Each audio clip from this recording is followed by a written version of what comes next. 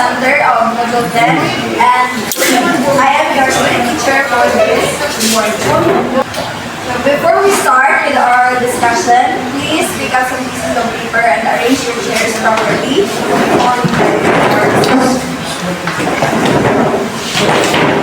Okay, please settle down. So, please read and interpret the pictures.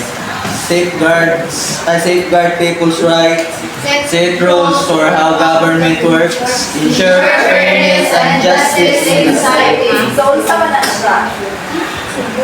Asa man na siya nabulong sa purpose na niya? Pwede na po mag-guess para sa Freedom, anyone. human rights, Yes, Mr. Igos.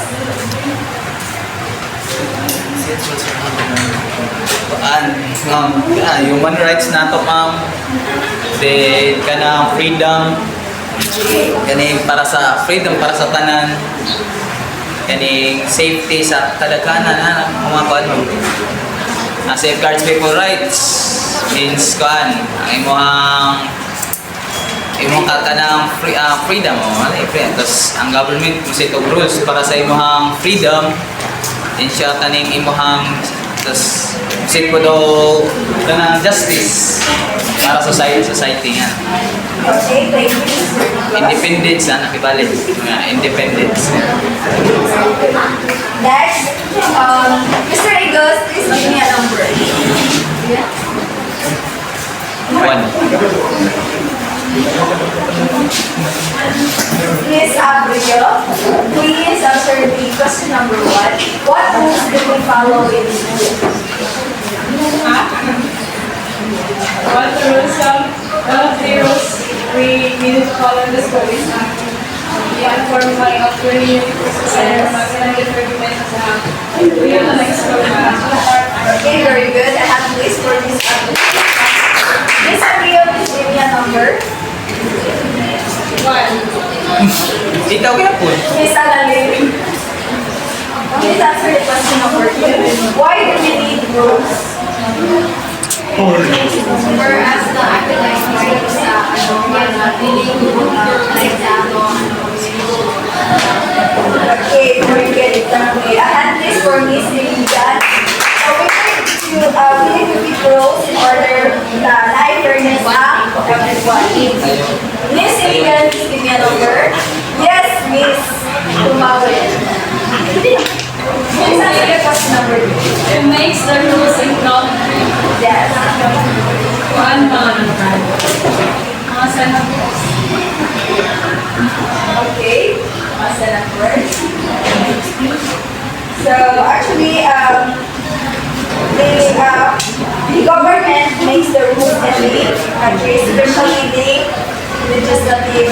Right. So can we stand please for Miss Ahukawi? Miss Ahukawi, give me a number. 1. Yes, Miss Abel. Please answer the question number 4.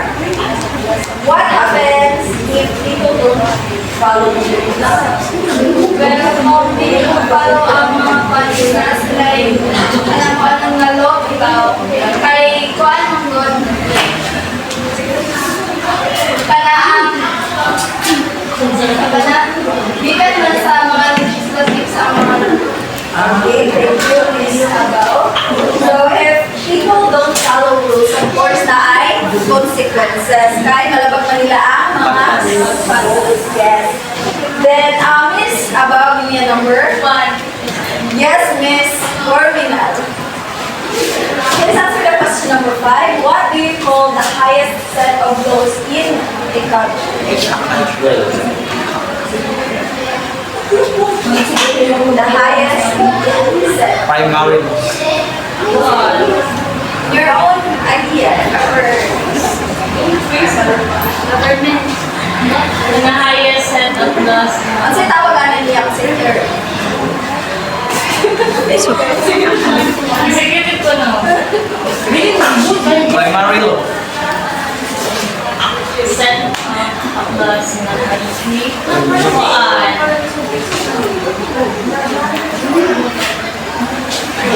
Okay. Okay. I have no idea. I have this for this. So, the highest level of law in the country is called the Constitution. Constantine. Constitution ba na to? So, our topic for this morning is all about Constitution. So, it is the continuation lang sa report ni Miss Nixon Agdinis Omilia. But now we will tackle the react of the Constitution, the 1899 Madrid Constitution, and the 1935 Constitution. But first, we have our objectives. So at the end of the lesson, you will be able to explain key features and importance of the Biak na Bato, Malulos, and the 1935 Constitutions. Compare the three constitutions by organizing ideas in a table or presenting them through our group activity. Next is understand the role of constitutions in guiding the government and protecting people's rights. So first, we have the Biak na Bato Constitution. So ano yung Biak na Bato Constitution? Created siya in 1897 during the Philippine Revolution. Of course, made by Emilio Aguinaldo. So, ang purpose namin niya is establish a government to protect people's rights and fight for independence. So, before di ba na under mata sa Spain, di ba? So, muna nabuhat din siya, na-implement din siya na constitution para naatay paglaban sa Spain. And during that time, din sa Pilipino nga naay mo guide. And kanina ang constitution, wala siya totally na-implement. I-implement siya, yes, pero giundan siya sa government. It's because sa Pact of Biak na Bato. When we say Pact of Biak na Bato, ang peace agreement sa Spain o sa Philippines at doon na tayo, itong giundan nila ang kanina, wala din nila ipatay na constitution. Kaya na may peace agreement sa duha ka country. So, naasay three main parts. Dali po na constitution na buha ang three main parts, which is the Preliminary Act. yes, the Preliminary Act, the Constitution, and the Revolutionary Compact. Please, Mr. Eagles, read the Preliminary Act.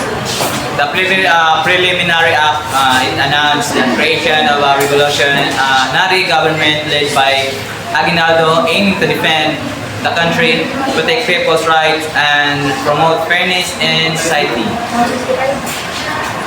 Okay, very good. So this part announced the creation of the revolution government, led by Aguinaldo to defend the country and protect the people. So this is the start of the new government. So next is the Constitution. Please read, Mr. Pagaura. The Constitution explains how the government will work, including a single assembly of representatives, a president with executive power, and council with authorization. Okay, so this part, it explained how the government will work, including the president, assembly, and the council. So this is the guide of how, kung saan pagpadagan ang government, ang constitution na siya. Next is the Revolutionary Compact. Please read, Miss Lintuna.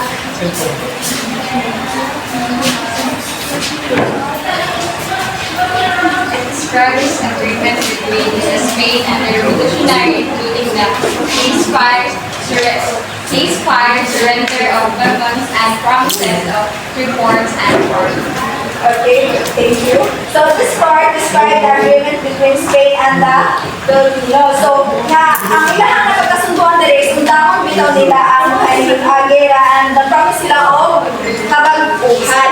So, mga rin na time na Philippines is sila o reform. So, ang purpose na po sa Biak na Bato Constitution is para makakuha ng independence ang Philippines. Nagikan sa pag-road sa States. So next is the 1899 Malulos Constitution. So first, This is the first constitutional Republican Constitution sa Asia. Then, declared the independence, established 3 branches of government, and included Bill of Rights, promoted education and Democracy. democracy. So please read the background, Miss Son. The Malolos Constitution was a product of Philippine traditions and Spanish colonial rule. It aimed to establish constitutional framework for an independent Philippines Republic. Okay, thank you. So like ko siya, no, after nag-declare after nag-declare ang Philippines of independence, nanatay freedom. So, na-declare niya siya ang Malolos Constitution. Next is please read Miss Calavero. Sovereignty and territory, ma'am. Yes, please. The Constitution declared the sovereignty and independence of the Philippine Republic, asserting its control over the entire archipelago of the Philippines. Okay, thank you. So, nag-declare siya dito sa kanang ato ang full control because ato ang, of course, the land, the islands, and the waters. So, nag-declare siya kung sa bilong dito sa Philippines. Next is the form of government. So, the Malolos Constitution established a republican form of government with a separation of powers among the executive, legislative, and judicial branches. So, why is it ibulag man, agibahid man ang kuan? I-divide man ang something powers sa kanyang tulong branches. Kitsa na idea. Pwede man executive ratanan magbulit sa rules sa law sa Philippines. Nganong sila man tulong? Any idea?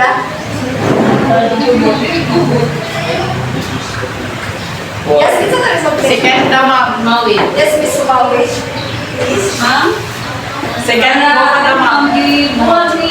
Dibuwag nila kay Tunod Verde because plaster dito ang kuan sa Okay, thank you. So, in addition, yes, Miss Soyar.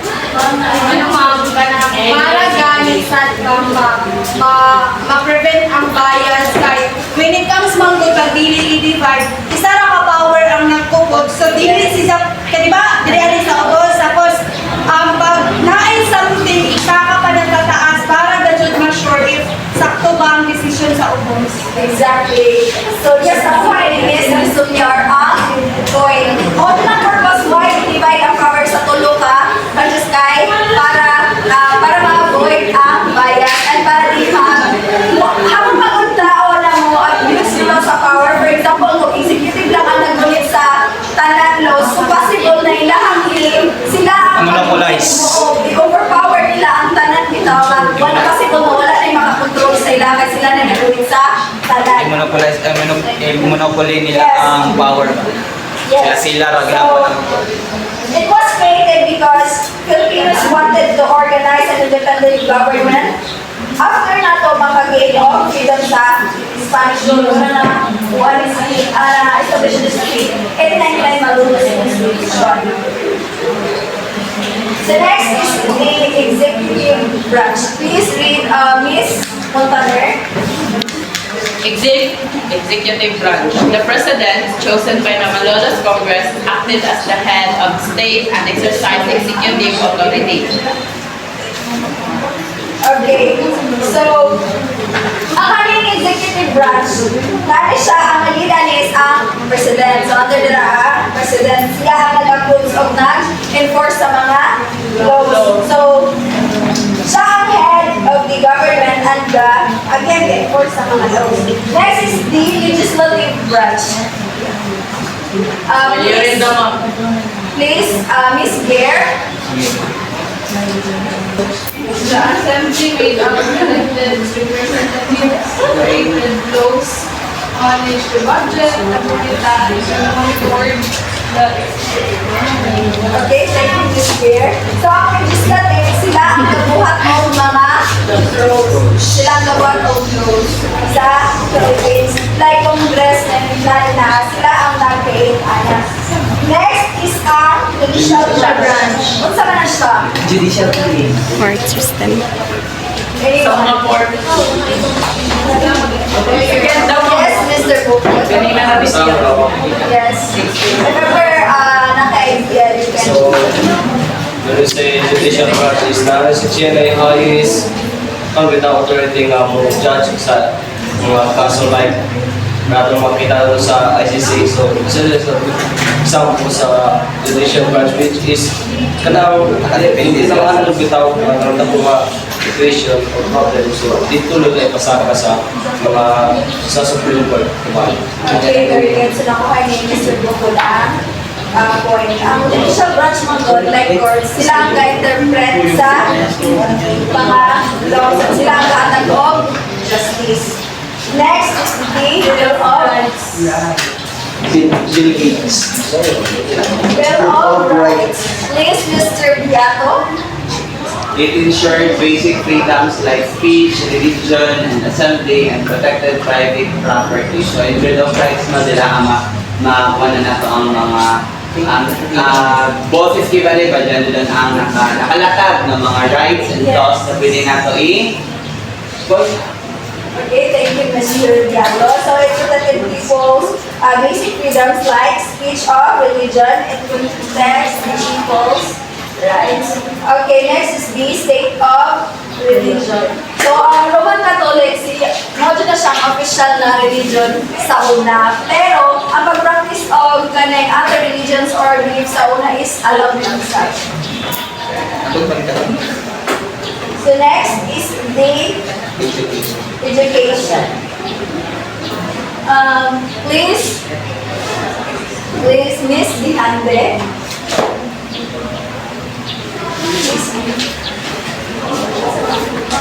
Education. The Constitution emphasizes. Sorry. Okay. The Constitution emphasizes the importance of education, stating that government should promote public education and ensure access of education for all citizens. So for that, dapat yun, ang government ang promote na magkuhan sila of public education since that we deserve to learn the truth. We deserve to get a knowledge from different especially sa English, deserve na ito roon ng, learn. And then also, dili ra pod sa kita nga normal nga Pilipino at also sa kanila mga AITA, like mga different people nga na ay mga Okay, thank you, Ms. Dihande. So, kanina Constitution accomplishment siya sa education the promote of education for all citizens ang kalulus sa commission. So, next is the local government. So, there is a local government. It allows provinces and towns to manage their own local affairs. So, ang mga local leaders, ginagawa nila ma-manage nila ilahang kaugalingong communities. Next is the national language. So, during this constitution, ang Spanish o ang Tagalog mao ang official na language sa ginagamit.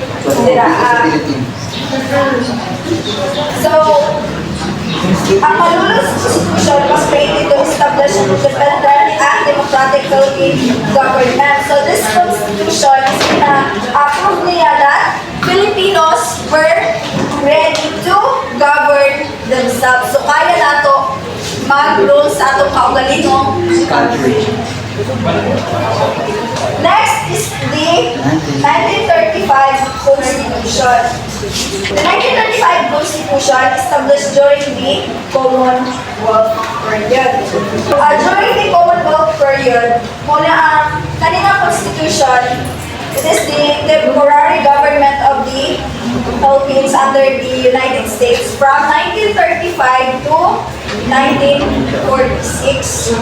So, it influenced by the United States, created a presidential system, included Bill of Rights, and prepared the Philippines for independence. So, national territory. Of course, so tinatapos ko ngayon na makita ang kita nga ay full na control sa atong land, sa atong area, sa islands, everything. And next is the Republican form of government. Ang purpose ng Constitution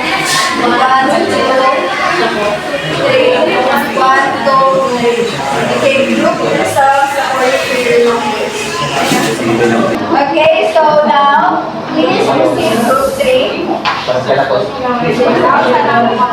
Okay, so which constitution do you think is the most important and why? So this is based sa nasabutan. We choose the 1935 Constitution. So there are the reasons why we choose 1935 Constitution and ano stand out as for us. So first reason is longevity and stability. So unlike sa Malolos Constitution in which was short-lived due to the Philippine-American War na imo na mentioned earlier, ma'am. So, or the VIAC Tabato Constitution was a provisional revolutionary agreement. The 1935 version as the supreme law of the land or for nearly 40 years. Niabot siya ng 4 years lahi sa atong sa iban. The second reason is democratic training. So, it was the document that transitioned the Philippines from a colony to the Commonwealth. So, providing the world that Filipinos were ready for full independence.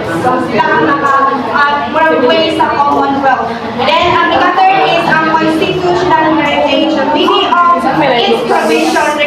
Bill of Rights is the three branches of government, which is the executive, the legislative, and the judiciary is were so effective that they were buried into our current 1987 Constitution na murang kakapos mo.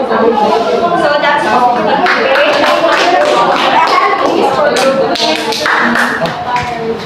Next is Ay, ito. Janet. Any representative? Janet. Nag-make-it din kasi. So what are the differences among the three constitutions? The Biak-na-Bato Constitution of 1897 was a brief, centralized revolutionary charter that never fully took effect. It established as a revolutionary government led by Emilio Aguinaldo. It aimed for independence from Spain, included ceasefire agreement, which is the Pact of Biak-na-Bato. And for the 1899 Malolos Constitution established Asia's first republic with a cameral legislative, extensive Bill of Rights and separation of church and state after declaring independence from Spain. It established three branches of government, which is the legislative, judiciary, and executive. It promoted education and democracy. And for the last one, the 1935 Constitution created the U.S. Supervised Commonwealth with a strong president, U.S.-style Bill of Rights, and eventually women's suffrage to prepare for full independence in 1946. That's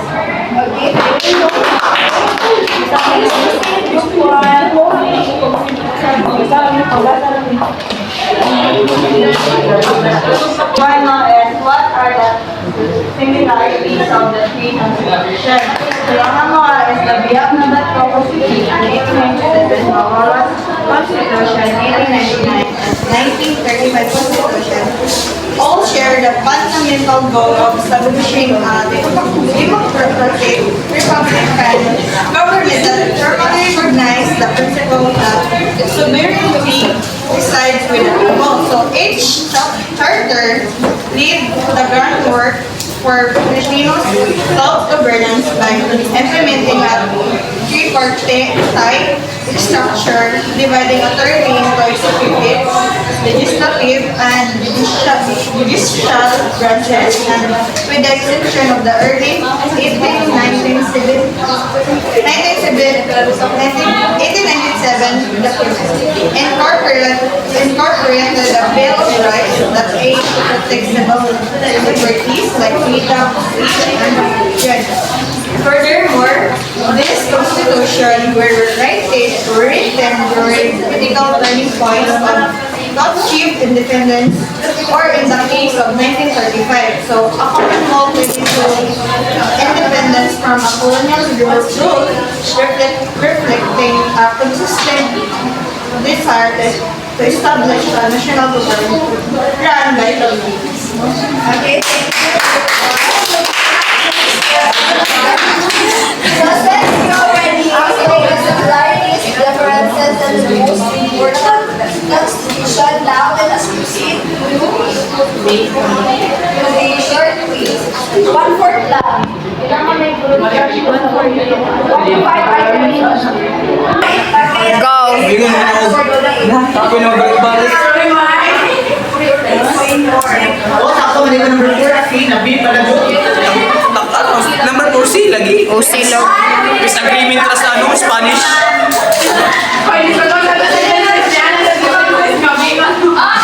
Sila lagi number 4. Sige, disagreement ra mga sa Spanish sa Pilipinas. Hindi kayo mo ko no. Kasi ka, Marshall, number 4. Ito, letter C. Ano din ka? Yan, letter C no. Agreement.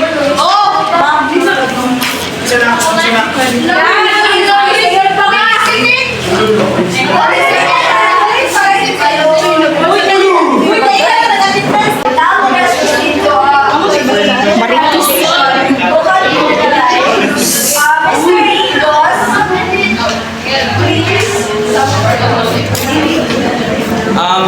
next topic, Constitution is to generalize tanan.